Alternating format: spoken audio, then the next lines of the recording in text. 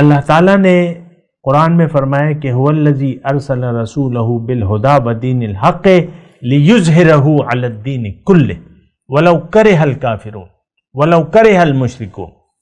اللہ تعالیٰ نے اپنے رسول کو اس لیے بھجوایا تھا کہ دیگر ادیان باطل پر اس کو غالب کر دے۔ کتاب و ہدایت دے کے اللہ تعالیٰ نے، آیت کا ترجمہ بھی پیش کر رہا ہوں، کتاب و ہدایت دے کے اللہ تعالیٰ نے اپنے رسول کو اس لیے بھجوایا تھا کہ دیگر ادیان باطل پر اس کو غالب کر دے۔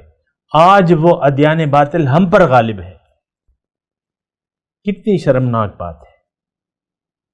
وہ ادیان باطل جو ہے آج تو دیکھیں اللہ کا اس طریقے سے ہم پر عذاب ہے کہ یہودی جو کہ مغضوب علیہ قوم ہے، عیسائی جو کہ گمراہ ضالین قوم ہے، ان کے ہاتھ میں اللہ تعالیٰ نے ڈنڈا دیا ہوا ہے اور وہ ہم پر غالب ہیں اور ہمیں پیٹ رہے ہیں۔ مسلمان آج پٹ رہا ہے دنیا میں، مسلمان ہے ہی نہیں جو برائے نام بچا ہے۔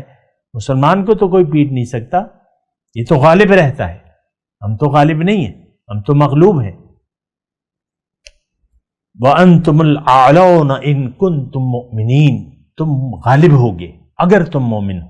ہم مومن ہیں ہی نہیں تو غلبہ کہاں سے آئے گا؟